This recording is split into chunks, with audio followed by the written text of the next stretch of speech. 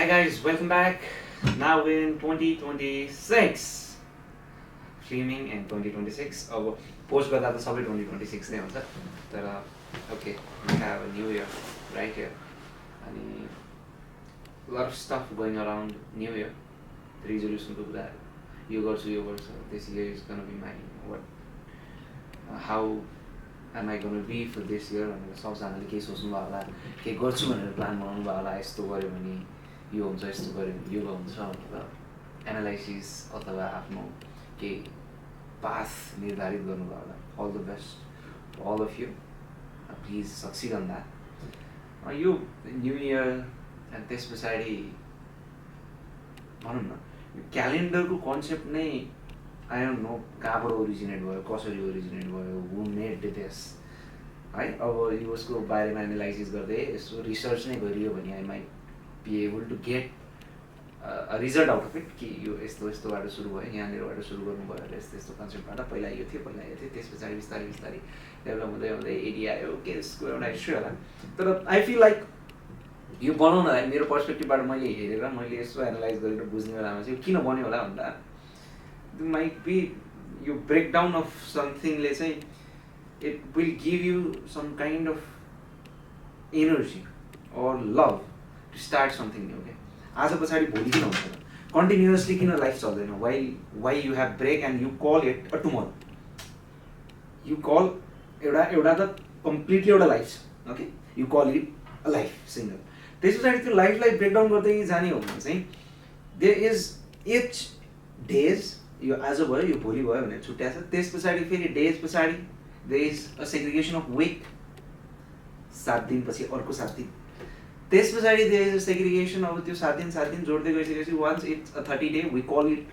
Something भनेर January February or we call it Baisakh Jeth त्यस पछाडि we call it a year अब यसको यो ब्रेकडाउन किन नेसेसरी थियो भन्ने मलाई कुरालाई चाहिँ अब बनाउनेवाला मान्छेले के सोचेर बनाउनु भयो कसरी आयो इट्स कम्प्लिटली डिफ्रेन्ट थिङ मैले त्यो कुरै नसोचिकन मेरो पर्सपेक्टिभबाट चाहिँ मलाई किन बनाउने होला जस्तो लाग्दैछ भन्दैछु कि it's just to give you a chance to analyse yourself and to better अब म कन्टिन्युसली सबै थोक गइरहेको थियो भन्नेवाला सिचुएसनमा त भोलि भन्नेवाला चिज नै भएन भने के हुन्छ होला सोच्नु न you won't be able to analyse रोकिएर कहीँनिर बसेर कि यतापट्टि हेर्दाखेरि मैले के गरेँ भनेर भन्नै पाउनु न या तपाईँले कहिले पनि त्यो ब्रेक हुने ठाउँ नै भएन अब यो सानोवाला ब्रेक बनाइदिनु भयो एक दिनको त्यसमा धेरैले एनालाइज गर्न सकेनन् भने विकको एनालाइसिस गर्नु न त यो विकमा मैले के गरेँ त्यो पनि गर्न सक्नु भएन गो इट विथ के अरे मन्थ यो मन्थमा के गरेँ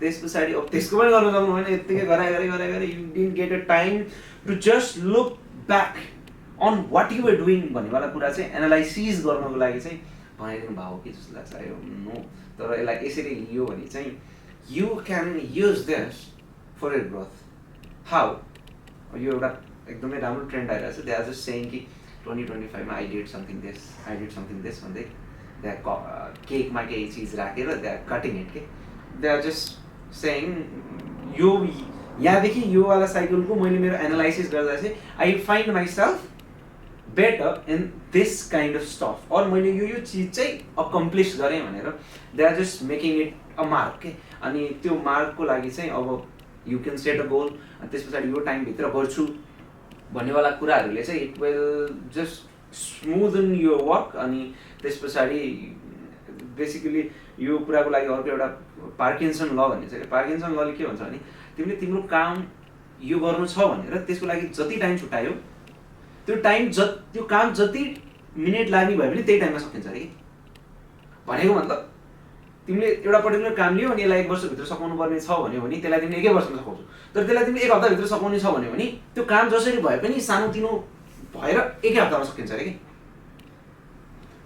the work you assign for yourself will be completed in the time you assign to it impossible एकदमै इम्पोसिबल नै तिमीले सेट गर्यो भने चाहिँ इट्स कम्प्लिटली डिफ्रेन्ट थिङ तर त्यो आफै वर्कको भोल्युम बढ्दै जाने र घट्दै जाने चाहिँ what time you assign for it भन्नेवाला कुराले डिटरमाइन गर्छ भनेर पार्किन्सन लले भन्छ अब त्यही ल पनि यतापट्टि हाल्नु भयो भने चाहिँ if you have a breakdown of a time frame and you allocate a kind of stuff you want to do in that time frame, then there is more probability that you may be able to complete it. So त्यो ब्रेकडाउनहरू, त्यो एनालाइसिसहरू just मैले पहिला भनेको वाला चिजहरू गरिनँ, अब फेरि there is a chance to start भन्नको लागि चाहिँ there is a breakdown of a timeline of your life. So यो कुरालाई एकदम पोजिटिभली लिएर something that you feel like doing should be started जस्तो लाग्छ, कुनै चिज बन्द गर्नु पर्छ जस्तो लाग्छ भन्नेवाला कुराहरूलाई चाहिँ एकदमै राम्रोसँग गर्न सक्ने टाइम पनि होला क्या. त्यतिखेर त्यो एनर्जी नै त्यस्तै हुन्छ होला युनिभर्सको.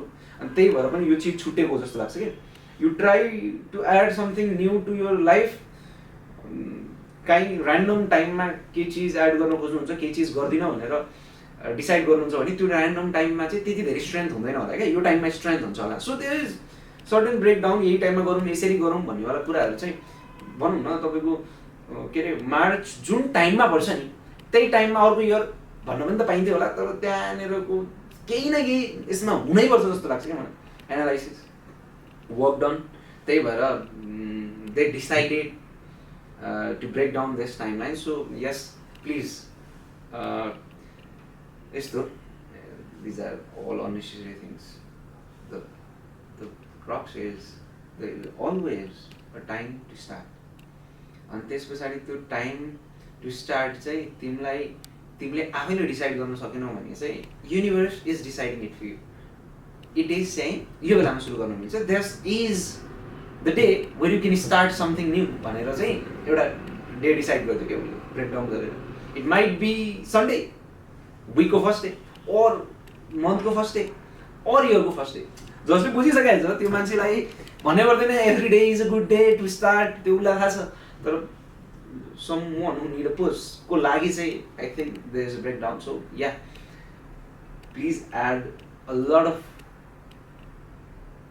good stuff coming this year. यो इयरमा चाहिँ अलि राम्रो राम्रो चिजहरू एड गर्नुहोस्. अलि म हेरिरहेको थिएँ, there was one video.